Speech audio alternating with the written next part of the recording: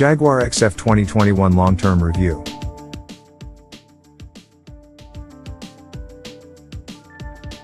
But before we start, please support us by pressing the like and subscribe buttons, so that we can continue to provide information about car and motorcycle news. Also turn on the bell button to get the latest updates. Your support means a lot to us. Thank you.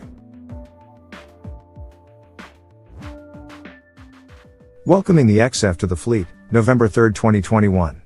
Going all electric, it's rather the done thing at the moment. Everybody is doing it, from Alfa Romeo to Alpine and Vauxhall to Volvo, and those companies that have yet to unveil their bold plans to ditch combustion over the coming decade are starting to look more than a little bit unfashionable.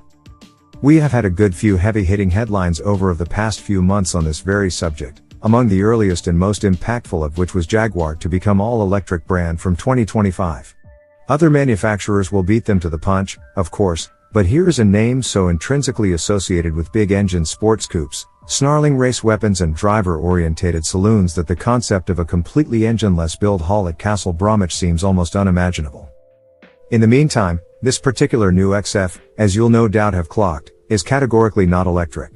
Not even electrified, actually, for while Jaguar does already sell plug-in hybrid versions of its F-Pace and E-Pace SUVs, and, of course, the all-electric I-Pace, its struggling Z and XF saloon models continue as combustion-only propositions, albeit with the option of a mildly hybridized diesel engine, while nearly all mainstream rivals are capable of zero-emission running.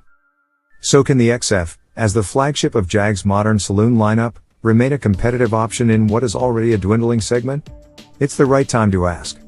The XF might be the final full-sized, fuel-burning saloon Jaguar will ever produce, but it has also just been extensively updated both inside and out and is actually quite a different proposition from the outwardly similar pre-facelift car.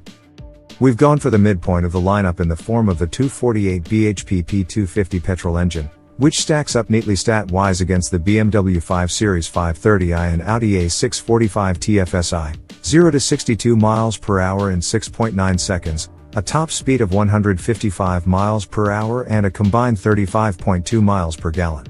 Fanatics will no doubt still bemoan the absence of a straight 6 engine, but the turbocharged 4 sends ample grunt rearwards, the right direction, through a slick shifting automatic gearbox, and the chassis can still offer up a passable impression of a semi-sporting GT in the twisties.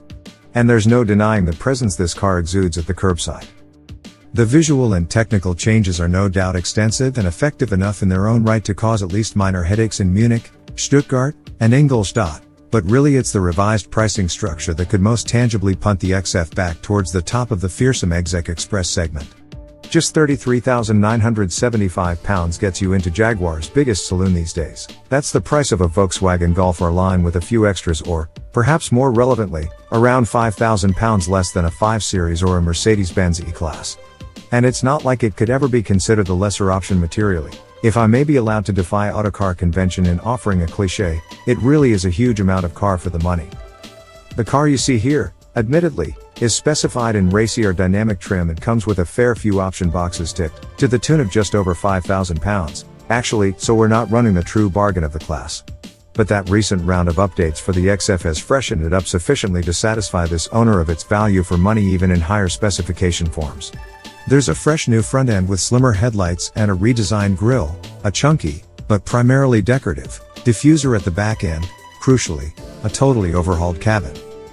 Gone are the plasticky trim elements and old-fashioned buttons, replaced by a minimalist and plush setup that visibly links the XF with its futuristic I-Pace sibling. Most obviously, the often lambasted integrated infotainment screen from the older car has been swapped for an expansive 11.4 inches touchscreen that plays host to nearly all of the XF's key functions, using Jaguar Land Rover's new Pivi Pro operating system. And what a system it is!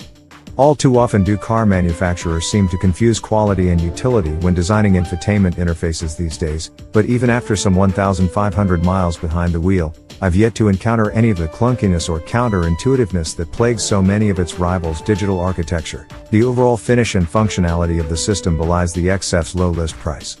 There's more than a whiff of Tesla about the overbearing touchscreen, for better or worse, and a shift away from physical buttons does increase the potential for distractions while driving, but this surely will be the most instrumental material factor in any sales increase the XF manages to achieve in what time it has left.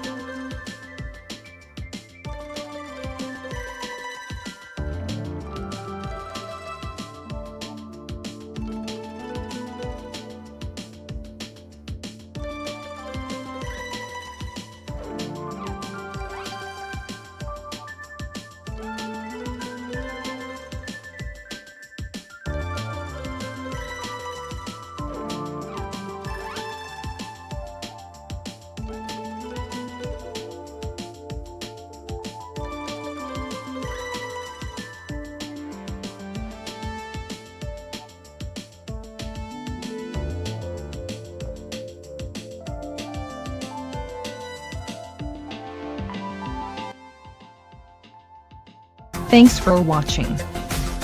Drop a like, leave a comment, And don't forget to subscribe to watch more videos like this.